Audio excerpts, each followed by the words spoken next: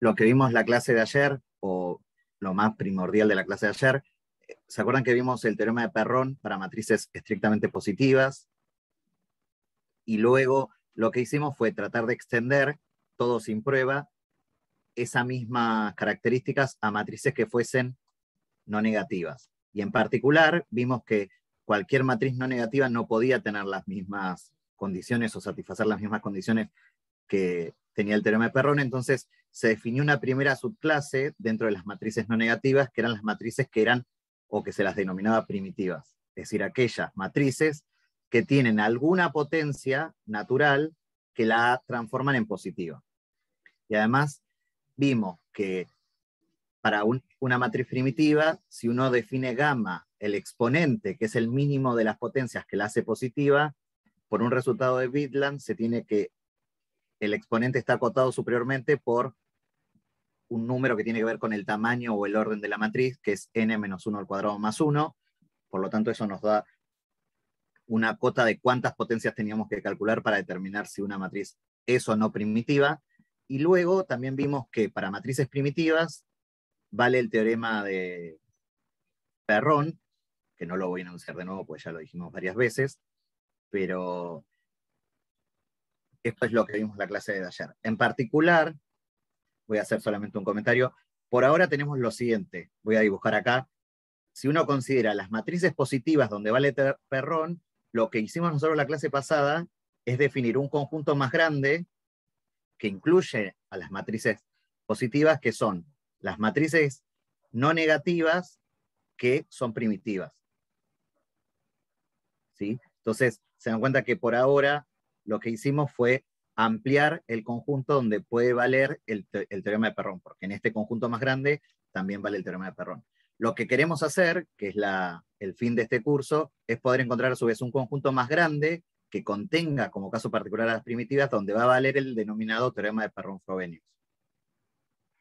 ¿Sí? Entonces, si ustedes recuerdan cuando comencé la clase de ayer y dije muy coloquialmente que establecía el teorema de Perron-Frobenius, aparecía un nombre que era el nombre de matriz irreducible. Entonces lo primero que vamos a hacer la clase de hoy es definir o ver qué se entiende por una matriz irreducible. Entonces, por oposición es más fácil y voy a definir primero qué significa reducible.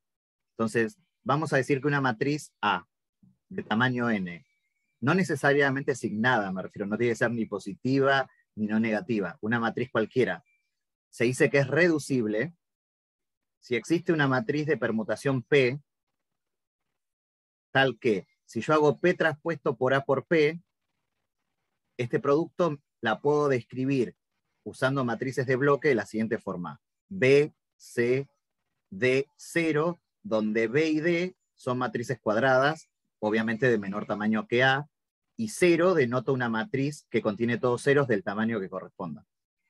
¿Sí? Es decir, una matriz es irreducible si yo la puedo hacer semejante vía una matriz de permutación a este diagrama de bloques. ¿Sí? B es una matriz cuadrada, D también va a ser cuadrada, C obviamente va a ser rectangular, o depende del tamaño de B y D, y en el bloque inferior izquierdo tiene que haber toda una matriz de ceros. Esto es lo que se entiende por una matriz reducible. ¿Sí? En caso contrario, cuando la matriz no sea reducible, es decir, no puedo encontrar ninguna matriz de permutación que permita escribir a A semejante vía esa matriz a este diagrama de bloques, se la denomina irreducible.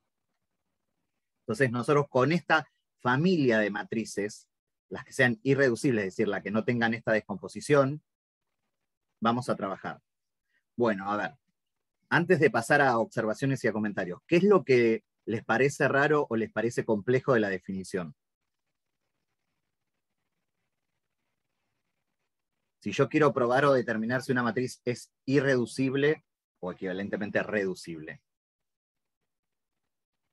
¿dónde está la complejidad?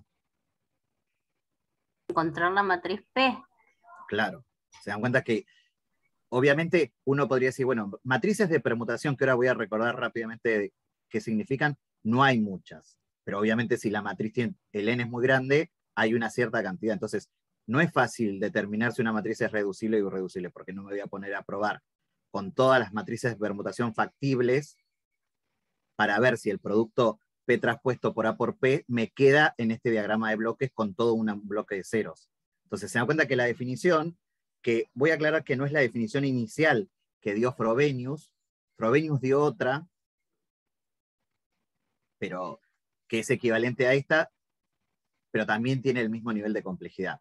Entonces, una de las cosas que vamos a hacer en la primera parte de la clase de hoy es tratar de encontrar caracterizaciones de matrices irreducibles que sean mucho más económicas de verificar y no necesariamente esta.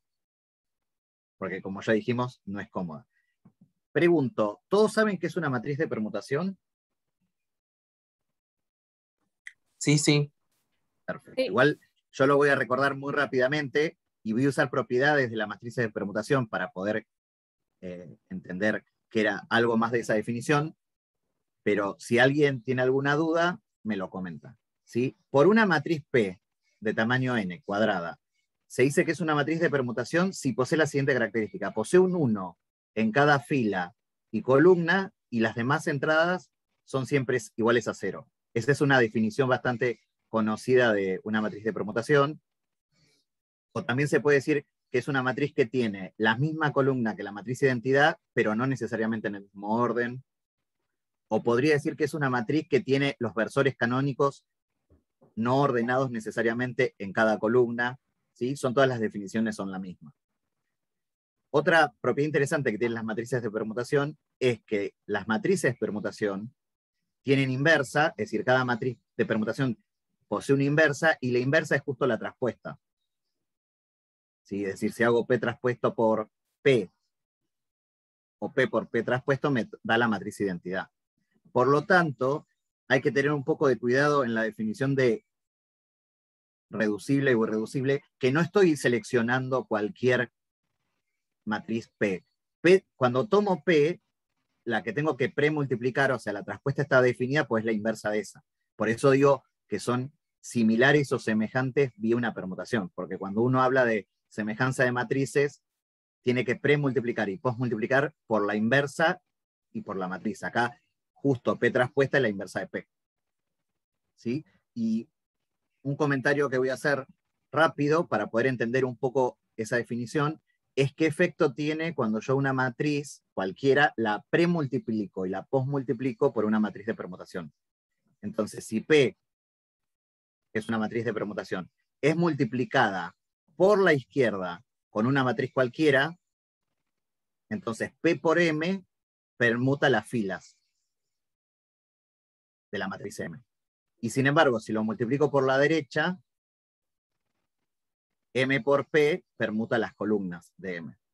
¿Sí? Entonces, con este breve resumen de matrices de permutación, uno puede tal vez entender un poco más qué estoy haciendo yo con este producto o con esta operación que tengo acá. A la matriz A, con P, ¿qué hago? ¿Le modifico qué cosa cuando hago A por P? O sea, cuando hago este primer producto. Las columnas. Claro, le modifico las columnas de acuerdo a la permutación que tenga P. ¿Sí?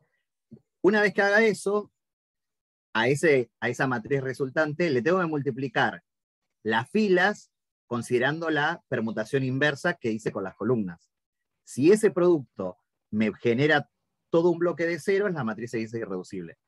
¿Se acuerdan que la clase pasada yo les dije que una de las condiciones que se dio cuenta Frobenius para estudiar el teorema o para extender el teorema a matrices no negativas no es solamente el problema de los ceros, sino el problema es que los ceros se puedan ubicar o distribuir de alguna forma. Fíjense que acá lo que yo estoy diciendo es que no puedo, por matrices de permutación, es decir, moviendo columnas y filas, mandar todos los ceros a un bloque.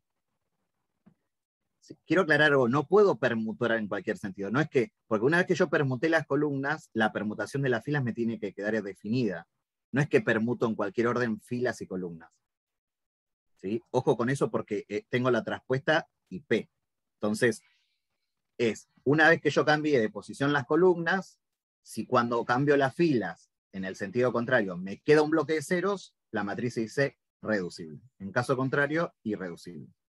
Bueno, vamos a hacer primero un ejemplo muy sencillo, típico de cuando uno da el ejemplo, es sencillo porque uno ya exhibe la matriz de permutación. Por ejemplo, si uno considera esta matriz A, que es 1, 0, 0, 1, es bastante fácil ver que si considera esta matriz, la que es 0, 1, 1, 0, que es una matriz de permutación, y tiene como traspuesta ella misma, es decir, como inversa ella misma, y hace el producto de P traspuesto por A por P, para esta matriz A, fíjense que queda el formato que queríamos.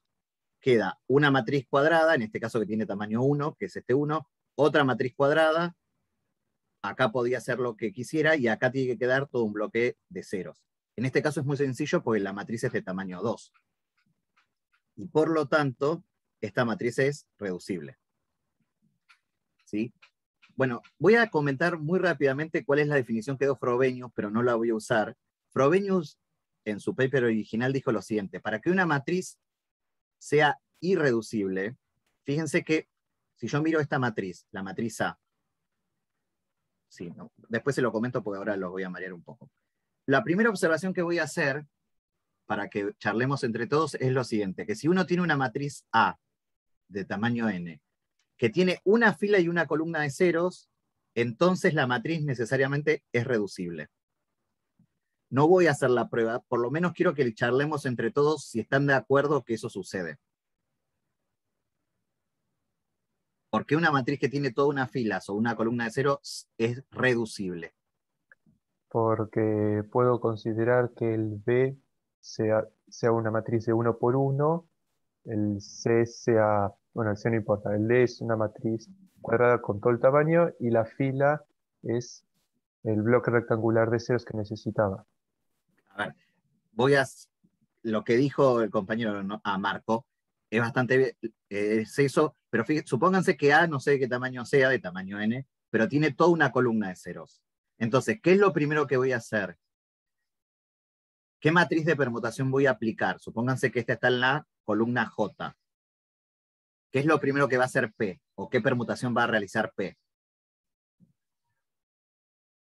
La columna J la mandas a la columna 1. Claro, entonces acá va a quedar el 0 y en la columna J quedará lo que corresponde. Y ahora, ¿qué tengo que hacer? Tengo que cambiar la fila J con la fila 1 en esta matriz A por P. Pero se dan cuenta que como tiene todos ceros, cuando hago la matriz P traspuesto por A por P, la primer columna me va a quedar todos ceros. Entonces, como dijo Marco, si considero el primer cero como una matriz de tamaño 1 por 1, después todo el bloque que resta de tamaño n-1, n-1, acá no sé qué irá, porque esto corresponde a las entradas que modifiqué, pero en esta bloque me quedó toda una columna de ceros. Entonces, la matriz es reducible, porque encontré una matriz de permutación que por semejanza la transforma en el formato que yo quería.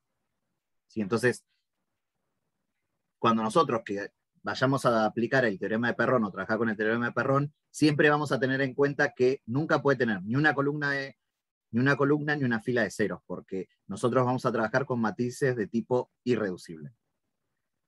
Bueno, entonces ahora, como les dije hace un rato, voy a hacer una cosa. Yo quiero obtener un teorema que caracterice las matrices irreducibles, pero de una manera mucho más económica. ¿Sí? Entonces voy a hacer lo siguiente. Voy a enunciar varios resultados que voy a usar más adelante en la prueba de Perrón-Frobenius también, pero que no voy a dar la prueba. Solamente voy a citar donde esté, pero como el curso es bastante abreviado, no puedo llegar a dar todas las pruebas que necesito, entonces solamente las voy a enunciar para obtener el teorema de caracterización. El primer resultado es el siguiente: que toda matriz primitiva es irreducible. Y en particular, si A es positiva, entonces es irreducible. ¿Sí? Eso no lo voy a probar por ahora, pero si ustedes creen que toda matriz primitiva es irreducible, creo que nadie va a dudar que en particular una matriz positiva es irreducible, porque una matriz positiva en particular es primitiva. ¿Sí? ¿Están de acuerdo con esto? Sí. Ok. Bueno, y ahora voy a enunciar estos dos resultados que son bastante técnicos, pero para la prueba, que es el siguiente. Si uno tiene una matriz A no negativa de tamaño n, irreducible, y un vector cuyas entradas sean mayores o iguales que 0, pero que no sean en el vector nulo, entonces cuando yo considero la matriz I más A elevado a una potencia menos que el tamaño de la matriz y lo multiplico por I, esto me devuelve un vector positivo. Siempre, independiente de quién sea I. Entonces, esto van a ver que es una prueba crucial, o va a ser crucial cuando hagamos la prueba de Perron-Frobenius. ¿Sí? Es decir, no importa cómo sea tu matriz ni cómo sea tu vector, siempre que tenga estas características, y que sea irreducible, a esto lo transforma positivo. Y por otro lado, voy a usar este resultado, que si una matriz A es no negativa e irreducible, y X es mayor o igual que 0, un autovector de A, entonces tiene que ser positivo. Pregunto, ¿este resultado a qué le suena o cómo le suena que lo voy a usar? El teorema de Perron para matrices positivas o primitivas, ¿qué pedía? ¿Cómo tenía que ser el autovector asociado al radio espectral? ¿Se acuerdan? Positivo, sí, lo podías Positivo. elegir todo positivo. Claro, entonces, en algún momento, para cuando trabajes con las irreducibles, voy a usar este resultado porque voy a llegar a que tengo un vector no negativo, perdón, un autovector no negativo, y voy a usar este resultado para probar o afirmar que puedo considerarlo todo positivo. O sea, este resultado viene como a decir que, obviamente falta todavía hacer mucho, pero que el autovector asociado al radio espectral para el teorema de Perron va a ser positivo. ¿Sí? Bueno, pero entonces voy a dar ahora una nueva noción, que es la noción de un grafo asociado a una matriz. Porque con este grafo, o con este grafo dirigido, mejor dicho, lo que uno puede hacer es estudiar si una matriz es irreducible o no mirando el grafo. ¿Sí? No sé si todos vieron alguna vez un curso de grafos, yo no voy a usar nada de un curso de grafos, solamente voy a definir eso. ¿Sí? Voy a hacer lo siguiente, voy a conseguir una matriz de tamaño n, que puede tener signo, es decir, positiva, no negativa, o lo que ustedes quieran. A partir de esa matriz voy a definir un grafo dirigido, de la siguiente forma. El grafo lo voy a denotar G de A, va a ser un grafo dirigido. Creo que eso sí lo pueden saber, que un grafo está determinado por un conjunto de vértices y un conjunto de aristas. Entonces lo que tengo que definir para definir este grafo es quiénes son los vértices y quiénes son las aristas. Como el grafo es dirigido, tengo que indicar en qué sentido va la arista, porque va a ir con una flecha. Entonces, ¿quién va a ser el grafo dirigido por... ¿quién van a ser los vértices del grafo dirigido? Y de 1 a n, así los voy a enumerar. Es decir, el tamaño que tenga la matriz. Y ahora, lo único que voy a tener que decir es cuándo dos vértices de este grafo van a estar conectados. Entonces, voy a decir que si yo tomo I, J, dos números en el conjunto de 1 a n, vamos a decir que existe una arista dirigida de I a J, fíjense que estoy diciendo que va en un sentido, si solo si el elemento A y J de la matriz que consideré es no nulo. ¿Sí? Es decir, yo tengo, por ejemplo, acá tengo el 1, acá tengo el 2, y así sucesivamente. Para que yo pueda ir del 1 al 2, es decir, pueda poner una flecha, ¿qué necesito que verifique la matriz A? El elemento 1, 2 no sea 0. Claro, el A1, 2 sea no nulo. Y así sucesivamente. Entonces, una vez que ustedes me dan una matriz, yo puedo construir el grafo dirigido. Y ahora voy a decir que un grafo, o que el grafo GDA, se dice fuertemente conexo si cada vez que tome un par de vértices IJ con I distinto de J, existe una sucesión de aristas dirigidas que conecten I con J. Es decir, que pueda ir desde I hasta J. ¿Sí? ¿Alguna parte que les resulte complicada o que quieran que charlemos de la definición? Yo tenía una consulta, pero creo que ahí en el gráfico ya está hecho con el gráfico, Sí. con el grafo. Digo, A ver. cuando, por ejemplo, el elemento 2,2 no sea nulo, quiere decir que ese elemento está conectado con sí mismo, como indican las flechitas del gráfico Claro. del set. Sí. Por la definición, porque fíjate que la definición dice, si vos tomás 2 i j en el conjunto de 1 a n, en particular tomás el 2,2, entonces del 2 va a haber una flecha que va al mismo 2, si solo si A22 es no nulo. Claro, pero pensé que era como trivial, que estaba conectado con sí mismo, digamos. Pero ¿por qué pensás que tiene que ser trivial? Porque vos estarías suponiendo que tu matriz tiene en la diagonal no nula. Ah, está. ¿Sí? La matriz, ojo, vos considerá que la matriz puede ser de cualquier tipo. Después nosotros nos vamos a concentrar en matrices no negativas, pero esta definición yo la puedo hacer para cualquier matriz. Entonces no sabés qué tiene la matriz en la diagonal. ¿Sí? Y una pregunta, ¿la definición de fuertemente conexo les gusta o no, o hay algo que les hace ruido? ¿Qué pasaría con una matriz que tenga, por ejemplo, la primera columna ceros? ¿No sería Sí. fuertemente conexa? ¿Por qué? A ver. Porque no es, porque no sería irreducible. No, esto Porque todavía sí. no lo sé. Ah, Hay alguien que se está adelantando. Ojo, esa es una respuesta correcta. Creo que Antonio lo dijo. O no, porque no llegó a ver quién lo... Yo sí. digo, lo que dice Antonio es verdad, pero se adelantó. Yo ahora voy a vincular la noción de fuertemente conexo con irreducible o no, pero ¿quién fue que preguntó qué pasaba si una matriz A tenía toda una columna de ceros? Yo, Rocío. Rocío, a ver, vamos a pensar tu matriz. Suponete que tiene 0, 0, 0 y lo que sea acá, no importa. Entonces, vos, por ejemplo, del 1, ¿podéis ir al 1? No, pues tiene un 0. No. ¿Del 1 podés ir al 2? No. ¿Del 1 vas a poder ir al 3? No. Y así sucesivamente, del 1 no podés ir a ningún n. Entonces te das cuenta que no cumple lo de fuertemente conexo. Claro. Porque encontré el par 1 cualquier cosa que no está conectado por una sucesión de aristas. ¿Sí? Ojo, lo que pasa es que uno podría decir, bueno, pero tal vez encontrás otra arista, porque yo estoy hablando de una sucesión de aristas, pero acá, como el 1 no está conectado con nada, cuando yo dibuje el grafo, supónganse que acá está el 2, el 3, el 1, ¿cómo va a quedar? Desconectado, porque se dan cuenta que el 1 no se conecta con nada. O sea, al 1 no le sale ninguna flecha por esta columna. Entonces, se dan cuenta que esto queda disconexo. Por lo tanto, no es fuertemente conexo. ¿Sí? Sí. Rocío. Sí, ¿Sí? sí. Entonces, acá lo que les presento abajo es dos matrices, A y amonio, donde se le construye el grafo dirigido asociado o definida por A y definida por amonio. ¿Sí? Y creo que es bastante fácil ver que si esta, que es el grafo asociado a A, y este es el grafo asociado a amonio, el grafo asociado a no es fuertemente conexo. ¿Por qué? ¿Qué falla en este grafo?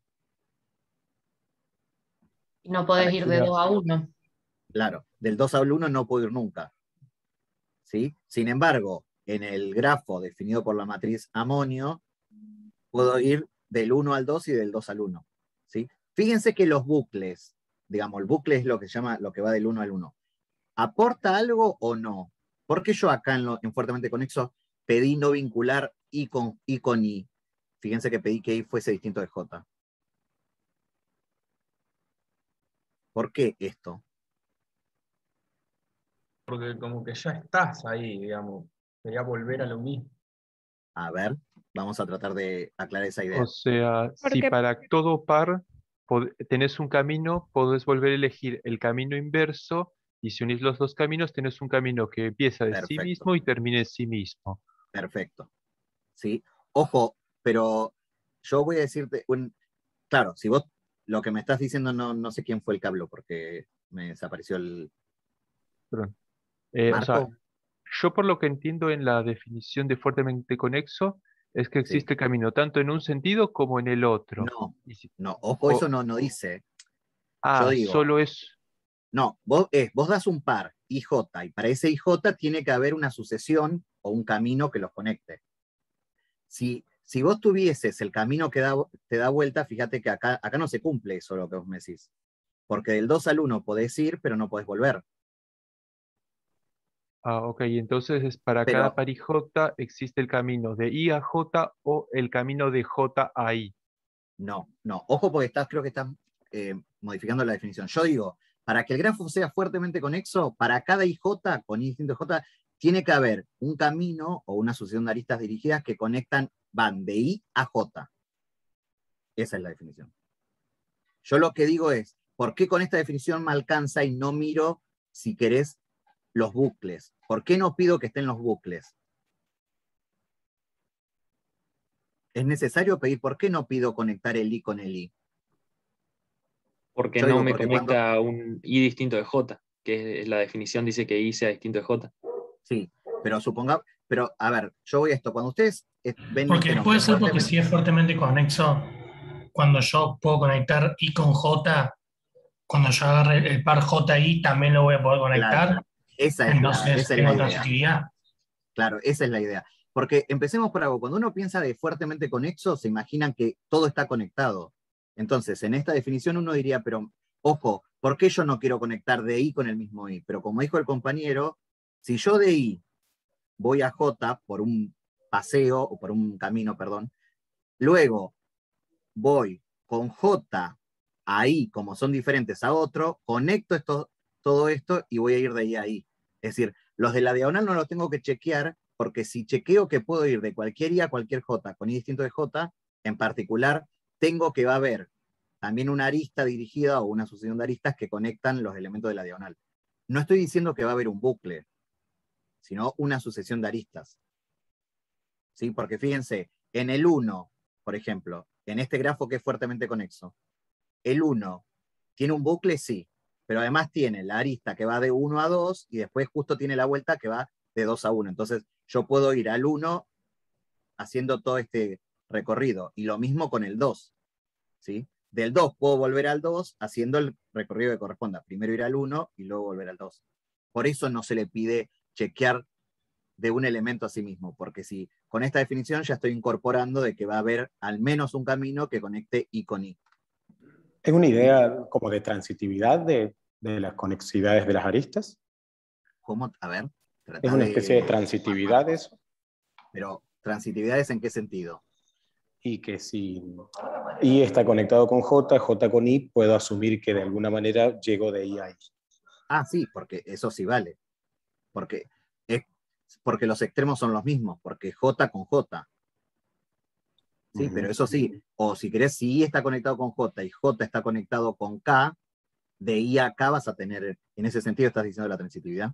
Claro, exacto. Sí, pero eso sí porque concatenás el camino, o sea, primero vas del I hasta el J, por la sucesión que tengas, dirigida. Una vez que llegaste al J, ahora te vas hasta el otro, que supongamos acá le pusiste un K. Entonces, cuando mirás todo el camino completo, vas a ir de I a ¿dónde? Acá. ¿Sí? Entonces, la pregunta es ¿por qué uno se mete con este grafo dirigido? Bueno, primero que creo que es más fácil ver visualmente si el grafo es conexo o no. Eso es algo a favor. Es verdad que también me podrían decir, bueno, pero esto es porque la matriz que consideraste es muy chica. Eso también. Además, una cosa que sí tiene es que existen software bastante potentes que si uno pone el grafo o pone la matriz, determinan si son fuertemente conexos o no. Eso se puede hacer en tiempo lineal. Entonces, por eso se empezó a trabajar con un grafo dirigido. Pero como alguien dijo hace un rato, esta es la parte más interesante y la cual no voy a probar porque es bastante tediosa y hay que hacer muchas proposiciones intermedias, que dice lo siguiente: encontrar una caracterización de matrices irreducibles, pero con cuestiones un poco más sencillas. Entonces, el teorema establece lo siguiente: si A es una matriz no negativa, entonces las siguientes afirmaciones son equivalentes. 1 que lo siguiente, es que A sea irreducible, otro es que el grafo sea fuertemente conexo, y otro es que la matriz I más A elevado a la potencia n-1 sea positivo. Es decir, si uno quiere chequear que la matriz sea irreducible, en lugar de verificar que no existe ninguna P, tal que P traspuesta por A por P, me lo escribe en un sistema de bloques así, ¿qué puedo hacer por este teorema? Podés hacer el grafo de A y ver que no es fuertemente conexo y listo. Eso es una posibilidad, y los que no les gusta hacer eso, ¿qué pueden hacer? Igual, y hacer la cuenta de abajo y ver que no Claro. da mayor que 0.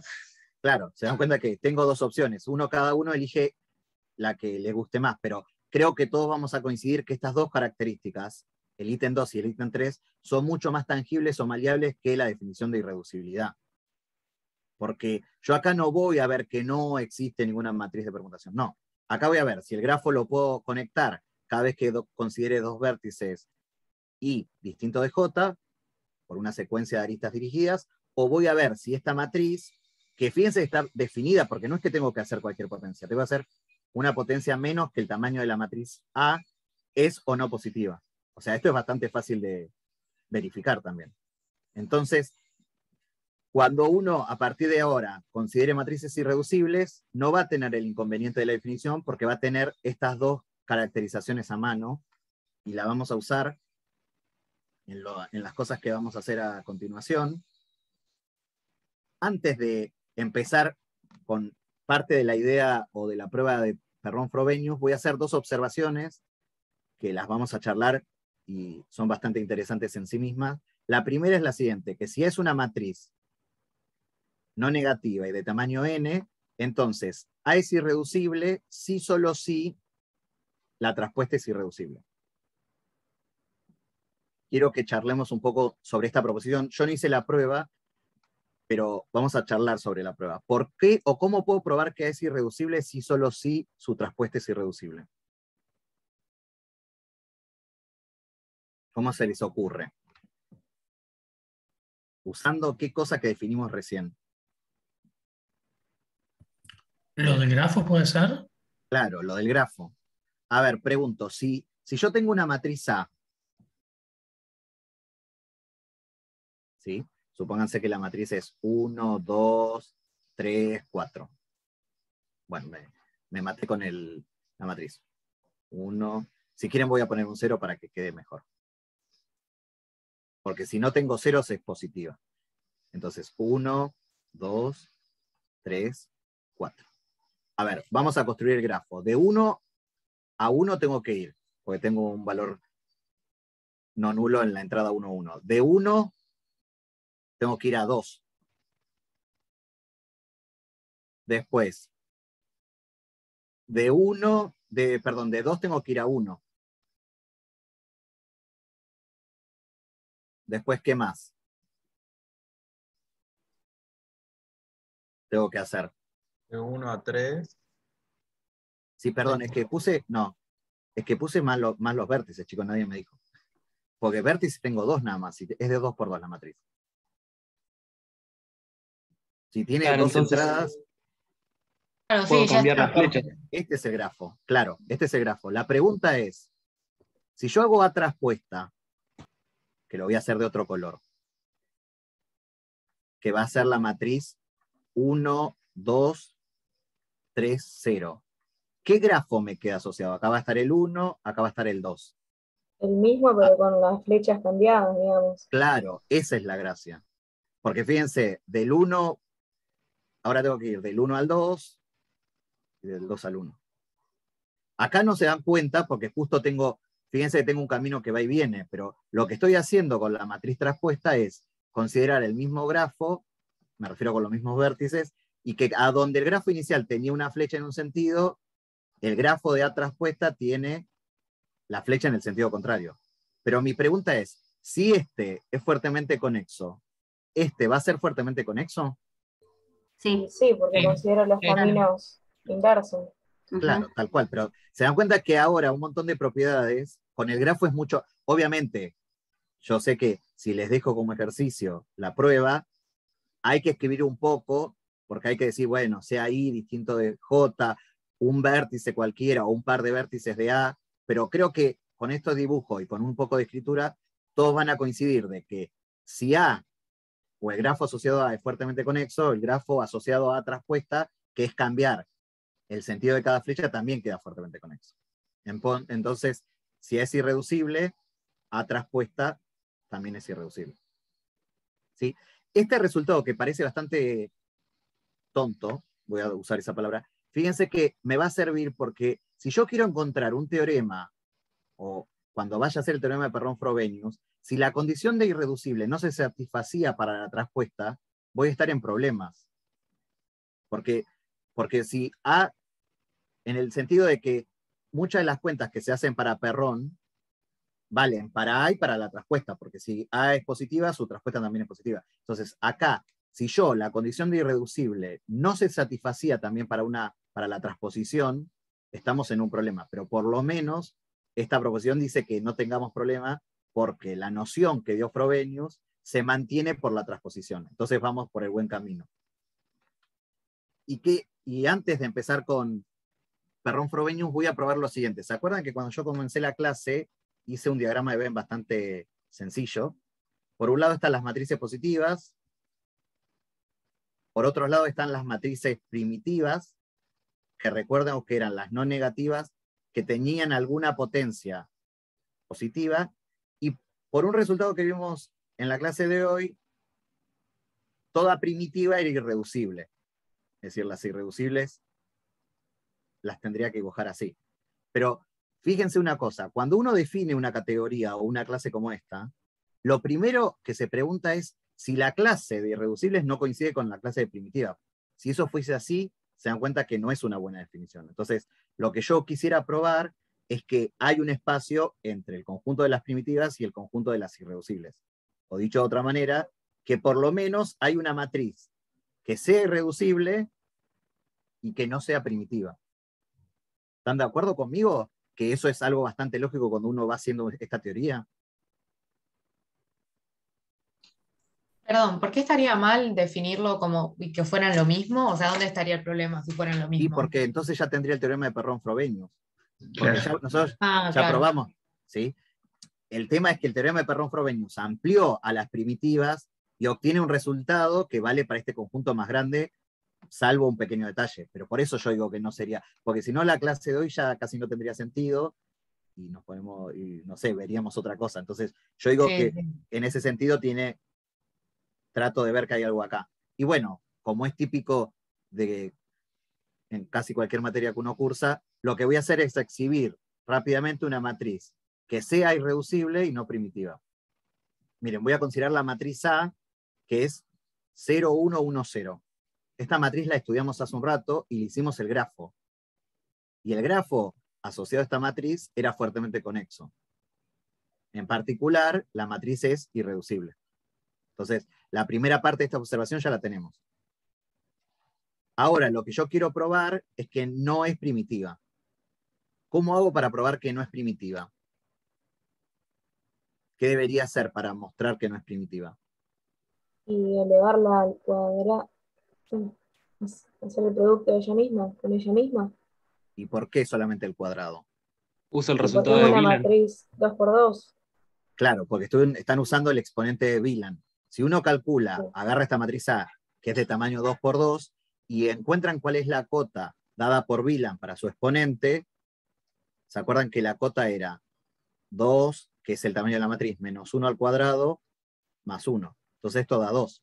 Es decir, el resultado de Wieland lo que dice es que si esta matriz fuese primitiva, como mucho, ella misma, que no lo satisface, porque no es positiva, o su cuadrado debería ser positivo. Entonces lo que voy a hacer es calcular el cuadrado. Cuando uno calcula el cuadrado, es inmediato ver que la matriz no me queda positiva, porque tiene al menos un 0. Entonces, como ni ella ni su cuadrado son matrices positivas, por el resultado de Wieland, la matriz no puede ser primitiva. ¿Sí o no? ¿Coinciden conmigo que es un sencillo ejemplo de cómo probar que existe una matriz irreducible y no primitiva? Sí. Sí, Perfecto. se entiende. Muy bien. Entonces ahora sí, este podría ser, voy a definir lo que se llama la función de Collat-Bidland, que es la función que voy a usar para poder probar Perron-Frobenius. Es decir, estamos empezando con la prueba de Perron. Voy a aclarar algo respecto a la prueba de Perron-Frobenius. Pruebas de Perron-Frobenius hay muchas, de distinta índole. Yo seleccioné hacer una, pero una característica que tienen todas las pruebas de Perron-Frobenius es que a pesar de que es un resultado puro del álgebra lineal, se obtiene vía el análisis. Es decir, por ejemplo, esta prueba que voy a usar, voy a construir una, bueno, perdón, voy a construir, yo no construí. Voy a contar la prueba de Collat-Bidland y usa construir una función, ver que esta función está acotada, que tiene un máximo, con ese máximo probar lo que necesite, y en ese sentido es totalmente analítica, o del análisis. Y por otro lado, existe alguna que usa el teorema de punto fijo de Brouwer, o existen cuestiones de tipo geométricas, pero todas se basan en cuestiones del análisis. Eso es un hecho bastante característico porque es un resultado del álgebra lineal. Igual no nos debería llamar la atención. Hay resultados del álgebra que se demuestran usando el análisis. Por ejemplo, ¿cuál? ¿Quién me puede decir un resultado que uno hace en álgebra que la prueba se obtiene por el análisis? Usando análisis o análisis El teorema matemático. fundamental del álgebra. Claro. O por ejemplo, que un polinomio de grado impar al menos tiene un 0, también se obtiene. Hay un montón de resultados que se pueden hacer o se obtienen vía el análisis. Entonces, eso es lo que vamos a hacer. Vamos a introducir esta función. La función, voy a aclarar, que no fue pensada para hacer el teorema de Perron-Frobenius.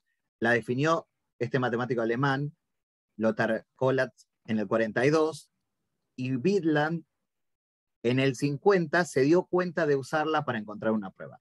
Obviamente Bidland estaba trabajando con todas estas cosas porque también había hecho lo del exponente de las matrices primitivas.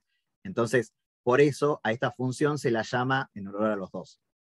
Para ello voy a considerar Rn mayor o igual que 0, creo que todos vamos a estar de acuerdo que son todas las n-uplas de entradas reales y cada una de ellas mayores o iguales que 0. ¿Sí? Si alguien tiene problemas con el signo, me lo dice, o con el símbolo, perdón, pero creo que todos podemos estar de acuerdo con esto. Es decir, son vectores con coordenadas reales, de tamaño n coordenadas, y todas no negativas. Dentro de Rn mayor o igual que 0, voy a definir un conjunto B sub n, que son las n-uplas en Rn mayor o igual que 0, que tengan suma de sus coordenadas igual a 1.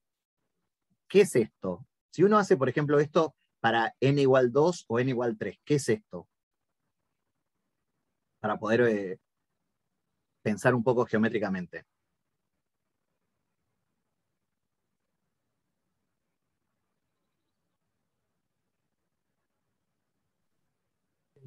Si n es 2, por ejemplo, es decir, estoy en el plano, este sería R2. ¿Quién sería el correspondiente B supra 2? O B, no quiero decir B al cuadrado, pero ¿quién es B sub 2? Serían todas las duplas con coordenadas mayores o iguales que 0, tal que suman 1.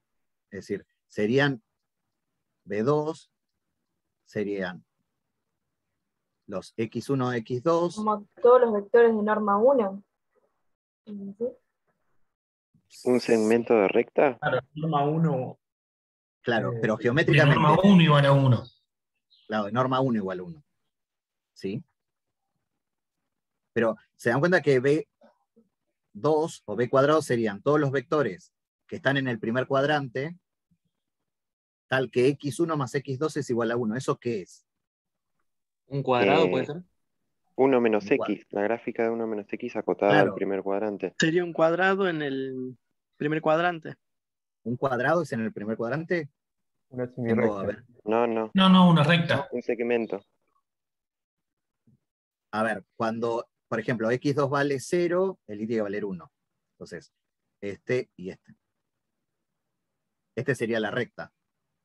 ¿Sí? Es decir, queda este segmento de recta. El que Claro, va de sí, acá hasta acá. yo me confundí. ¿Sí? Un cuadrado no queda, y así para cada dimensión, obviamente después ya no lo puedo interpretar tan geométricamente, pero queda esto. Por ejemplo, en B3, ¿qué quedaría? Pensemos un Un poco plano. geométricamente. Un Un triángulo. plano que, si uno dibuja así, es el plano que, como si quieran, tapa el origen en el primer octante. Sí, como si fuese un triángulo. Claro, pero estoy hablando, se dan cuenta que es solamente esto lo que estoy considerando. El segmento de recta o la porción de plano que queda en el primer octante y así sucesivamente. Entonces, ¿alguna duda sobre eso? No. ¿No? Bueno, voy a definir entonces la función de Collat-Wieland. Sea A una matriz no negativa y reducible, vamos a definir la función f sub A, asociada a la matriz A, definida en el conjunto Rn mayores e iguales que 0 a los reales mayores e iguales que 0, definida de la siguiente forma. F sub A en un X de este conjunto va a ser, miren, hace lo siguiente, agarra la matriz A y lo multiplica por X. Eso me da un vector. Toma la coordenada yésima, lo divide por la coordenada yésima, siempre que la coordenada yésima no sea 0, y le busca el mínimo. Eso es lo que hace la función de Collat-Wieland, asociada a. ¿Sí? Creo que nadie tiene inconveniente en cómo está definida. Fíjense que en algún punto mide alguna variación que hay entre AX y X. ¿Sí? Porque arriba tengo la coordenada yésima de AX y abajo tengo X. ¿Sí? Fíjense que todo esto siempre está relacionado con la idea de autovalor y autovector. Un autovalor o un autovector es algo así. Entonces, si yo logro encontrar, por eso se le ocurrió esta definición. Si yo logro encontrar que esto tiene o asume el valor característico o el radio espectral, voy a poder encontrar de ahí el teorema de Perron-Frobenius. Con esta función es la con la que voy a trabajar. Entonces, lo primero que voy a hacer es probar 3 propiedades que vamos a usar fuertemente para la función f sub a. Antes de comenzar con la prueba, les tengo que hacer una pregunta, porque yo creo que empecé unos minutos más tarde. Bueno, termino la prueba, primero lo enuncio y probamos este teorema y vemos en función de eso si seguimos unos minutos más o no. ¿Están de acuerdo? Sí. Perfecto. Bueno, entonces vamos a probar 3 propiedades interesantes que tiene la función f sub a. No la voy a llamar Collat-Wieland porque es más fácil decir f sub a. Primero, que es homogénea de grado 0. Ahora voy a repasar qué era eso. Después, si X es un vector de n coordenadas no negativas, que no sea el vector nulo, y ρ es el mayor número real para el cual se satisface esta condición, que A por X menos ρ por X es mayor o igual que 0, lo que vamos a probar es que ρ es la función de Wieland asociada a X. Y vamos a probar que si X es un número que tiene n coordenadas no negativas, que no sea el vector nulo, y hago la matriz I más A a la n-1 por X, y a eso lo llamo I, la función evaluada en I es mayor o igual que la función evaluada en X. ¿Sí? Van a ver que estas 3 propiedades en realidad son fundamentales para toda la prueba, y creo que acá, en el último ítem, pueden ver que va a empezar a aparecer algo de la noción de irreducible. ¿Se acuerdan que nosotros hace un rato probamos que A era irreducible? Sí, solo sí, ¿cómo era la matriz I más A a la n-1? Irreducible, perdón. Mayor o igual que 0. Claro. En la prueba voy a usar fuertemente esa caracterización.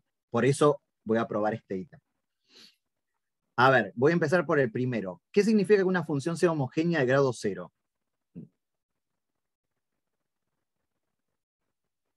Todos conocen la definición de una... A ver, si quieren puedo preguntar qué significa homogénea de grado K, para hacerla más general. ¿Cuándo una función f se dice que es homogénea de grado K?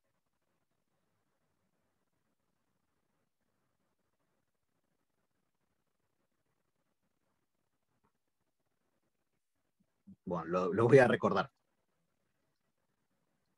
Sean B y W 2 subespacios vectoriales sobre un cuerpo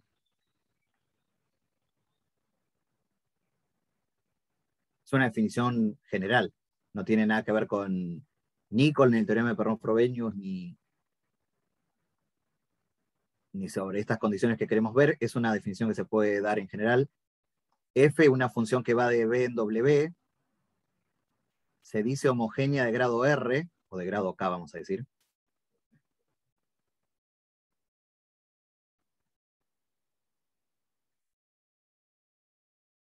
Sí, solo sí, cuando yo hago F de alfa por X, es decir, cuando evalúo la función en un múltiplo de un vector, el escalar sale pero elevado a la K.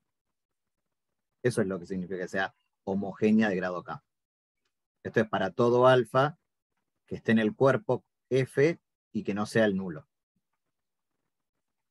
¿Sí? Por lo tanto, una función homogénea de grado 0, ¿qué va a tener que verificar? F de alfa por X igual a F de X. Claro. Eso es lo que voy a tener que chequear. Pero ojo, es de grado 0. No. O sea, ahí hay un problema. sale como ¿Cuánto 1 el el alfa. alfa Es tiene igual que a pasar? F de X directamente. Claro, Claro, el alfa sin se tiene que alfa. ir. ¿Sí? Entonces, eso es lo que voy a chequear para probar la primera condición. Vamos a ver. Bueno, voy a tomar un T positivo.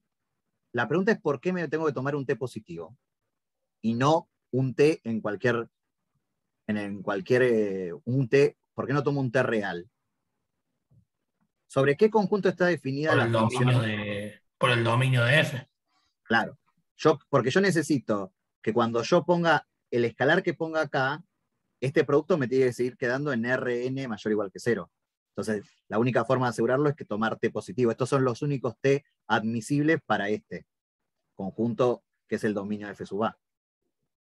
Entonces voy a tomar un T positivo y un elemento que esté en Rn con todas sus coordenadas no negativas y que obviamente no sea el vector nulo, porque si no, no puedo hacer la función. Bueno, yo creo que nadie va a tener problema de que cuando yo calculo F sub A en T por X, aplico la definición, el T sale, es invariante por el mínimo y me queda F sub A. ¿Sí? ¿Están de acuerdo con esta condición? ¿Por qué solamente aplicar la definición? El T es un escalar, entonces sale de las coordenadas fácilmente, se simplifica en este cociente, y este mínimo, donde T por X, coordenada yésima sea nula, es equivalente donde la coordenada yésima de X es no nula. ¿Qué me permite esta condición para la función F sub A? Yo voy a tener que mirar la función F sub A en todo el conjunto o en alguna parte o en algún sector particular. ¿Qué me permite esta restricción o esta condición que vimos recién?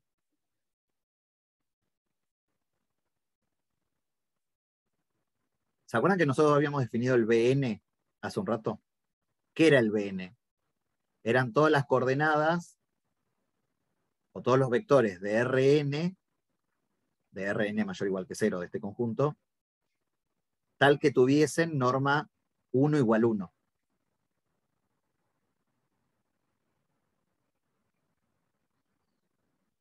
Esta condición, ¿qué me está diciendo? Que yo puedo evaluar la función de Bitland en todo Rn mayor o igual que 0 o dónde, y me va a dar lo mismo.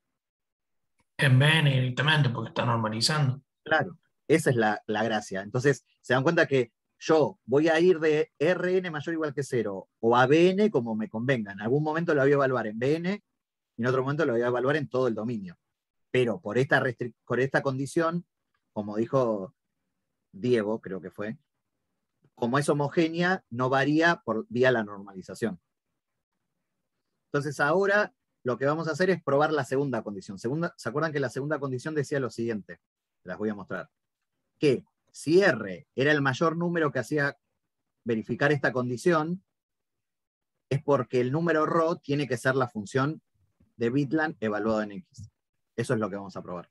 Es decir, se lo puede caracterizar de esta forma. Entonces, ¿cómo vamos a hacer la prueba? Bueno, vamos a primero aplicar la definición de F sub A. Yo lo primero que afirmo es que, de acuerdo a la definición, este producto A por X menos F sub A evaluada en X por X es mayor o igual que 0. Quiero que me digan si están de acuerdo o no con esta desigualdad.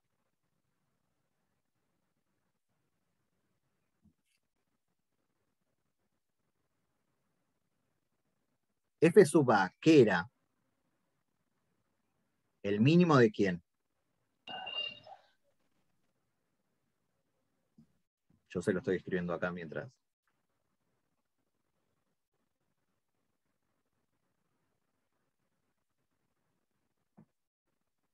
¿Sí?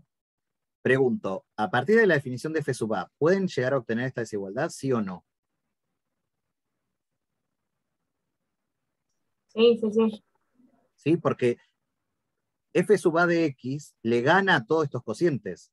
Perdón, le gana, es el menor de todos estos cocientes. Pero como lo estoy restando, cuando hago este producto me queda mayor o igual que 0. Es por la definición intrínseca o propia de F sub A.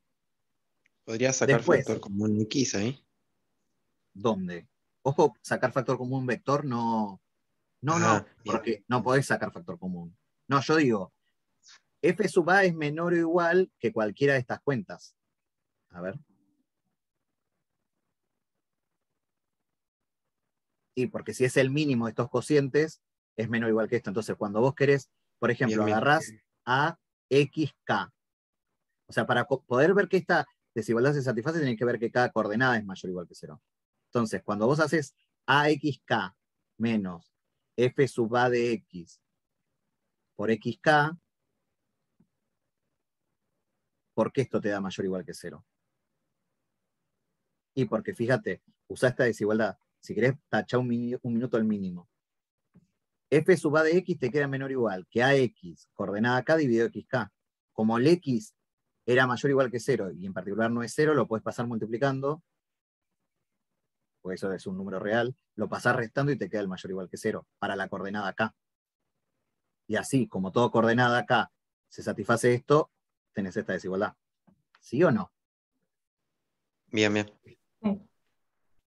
Bueno, después una cosa. Yo afirmo que existe un K de 1 a n donde XK es no nulo. Eso tiene que ser porque nosotros consideramos que el vector no era el vector nulo, así que una coordenada tiene que haber.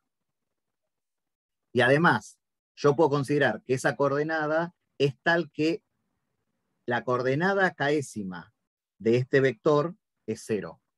¿Por qué? ¿El mínimo se alcanza, sí o no?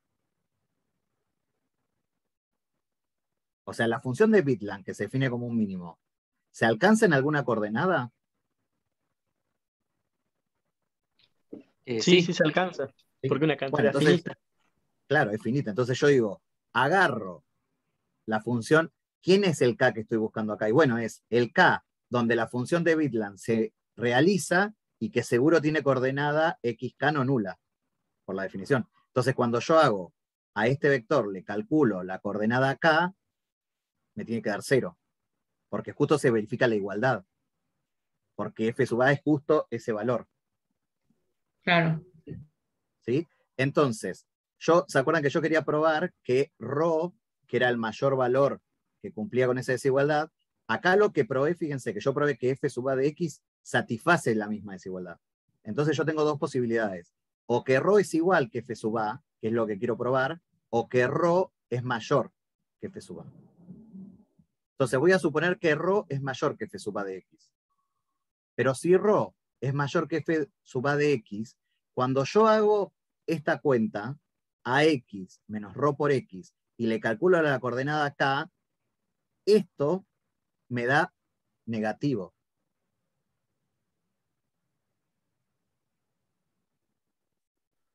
¿Cómo ¿Eso puede estamos seguros suceder? de eso? ¿Cómo?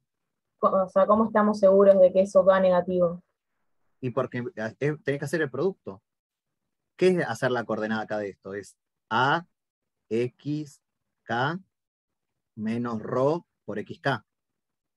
Pero esto es menor, uso esta desigualdad al revés. Esto es A, X, K, menos F sub A X, evaluada en XK. Y esto daba 0, porque supusimos que era donde se alcanzaba el mínimo. Entonces la coordenada késima de este producto es negativo. Sí, sí. Pero pregunto, ¿puede suceder que ρ tenga coordenada késima negativa?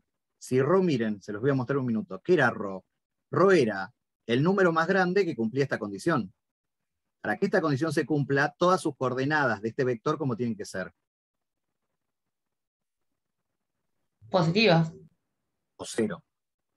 O 0, Sí. perdón. Sí. ¿Sí? Pero sin embargo acá probé que hay una coordenada de ese vector que es negativo. Entonces eso no puede suceder. ¿De dónde vino el absurdo? Y de suponer que ρ le ganaba a f sub a, por lo tanto ρ es igual a f sub a. ¿Sí? Bueno, voy a terminar con el último, no voy a contar otra cosa. ¿Se acuerdan que el último que quiero probar es que f sub a de i, donde i estaba dada por esta forma, siempre le gana a f sub a de x? Entonces, voy a hacer lo siguiente. Esperen que voy a borrar algo para que no... Yo digo, voy a usar la desigualdad 1. Yo la desigualdad 1 la voy a multiplicar por i más a la n-1. Es decir, a esta desigualdad, que esto es un vector positivo, o no negativo, mejor dicho, lo voy a multiplicar por i más a la n-1. Entonces, cuando yo multiplico, me va a quedar i más a la n-1 multiplicado por todo este vector. Bueno, primero que voy a decir una cosa que no es muy difícil de probar. Yo lo que afirmo es que la matriz A y la matriz I más a la n-1 conmutan. Entonces, yo acá puedo hacer en cualquier orden el producto. La pregunta es por qué esta y esta conmutan.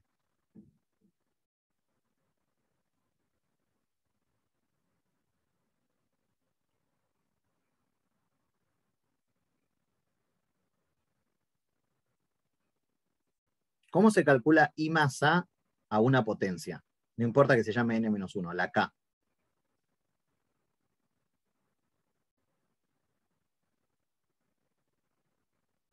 Y multiplicar i más a veces. Sí, Claro, eso, y ahí esa se es puede la... asociar y en ese sentido conmutan. ¿Cómo? Perdón, que no Que, escuché. no, que I más A a la K es repetir eso mismo, como dijo una de las chicas, Sí. varias veces, K veces. Sí, eso es la definición, pero ahí está bien y eso lo puedo hacer para cualquier potencia. Yo lo que digo es que si ustedes tienen I y A es cualquier matriz. Bueno, en nuestro caso es irreducible y no negativa. Pero I es una matriz que conmuta con cualquier otra matriz. Si ustedes tienen dos matrices que entre sí conmutan, I con A, estoy hablando, cuando ustedes quieren calcular la potencia K décima, vale lo que se llama el binomio de Newton. ¿Sí? No lo voy a escribir, pero vale el binomio de Newton. Siempre que dos matrices conmuten entre sí, en este caso A con I, vale el binomio de Newton. Y por lo tanto, la potencia I más A la K se puede escribir solamente como potencias de A. Porque la potencia I siempre me da I, y la dejan de ver cuando hacen el binomio de Newton. Entonces, claro. Esto es un polinomio con adecuados coeficientes que tiene que ver con los números combinatorios de potencias de A. Entonces, como estos son un polinomio en potencias de A, seguro conmuta con A. Porque las potencias siempre conmutan, de ella con sí misma me refiero. Entonces yo lo que digo es que como A e I más A la n-1 conmutan, en lugar de ponerlo acá, lo voy a poner adentro. Entonces me quedó este producto. Fíjense que en el primer caso solamente conmuté, en el segundo no había que conmutar porque acá está la identidad. Y también se conmuta. Pero me refiero, acá yo usé esa propiedad de la conmutación. Entonces, ¿qué me quedó? Vamos a ver. Si uno escribe un poco mejor esa desigualdad, esta que está acá. Primero, ¿por qué es mayor o igual que 0? Que nadie me preguntó por qué era. ¿Por qué yo acá puse el mayor o igual que 0?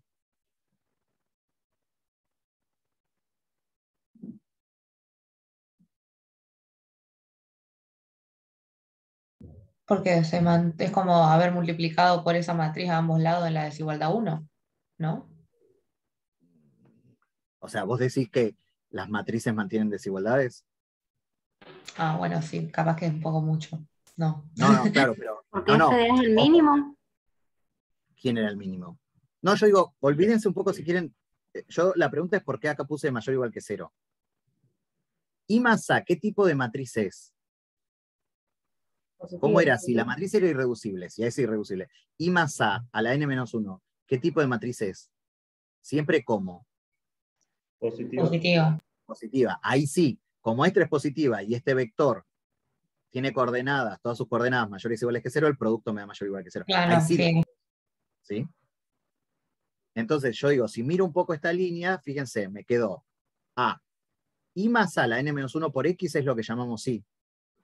Menos F sub A de X por I es mayor o igual que 0. Esto, fíjense, yo acá lo traduje, es lo que decía esta línea. Porque a I más A la n-1 por X lo llamé I.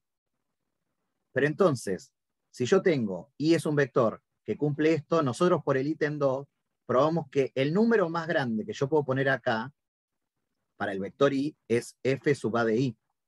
Entonces yo probé que F sub A de I por el ítem 2 tiene que ser mayor o igual que F sub A de X. ¿Sí? Pues, ¿se acuerdan? Miren, les voy a mostrar y con esto termino, que el ítem 2 me decía que cada vez que yo tuviese esta desigualdad, el número más grande que puedo restar acá para que valga esta desigualdad, asociado a un vector X, es la función de Bidland evaluada en X. Entonces, si ustedes aplican esa idea en esta desigualdad, pero para el vector I, ¿quién es el número más grande? Este F sub A de X lo satisface, porque hace que esta resta sea mayor o igual que 0. Pero el más grande es la función de Bidland evaluado en I. Por lo tanto, tengo esta desigualdad. ¿Sí o no? Sí. Bueno, chicos, vamos a hacer una cosa. Voy a dejar acá y mañana, no, ahora sí, no me equivoco, el jueves, con esto voy a probar, toda la hora me voy a dedicar a usar todo esto para probar el teorema de Perron, Frobenius. ¿Alguna pregunta que me quieran hacer?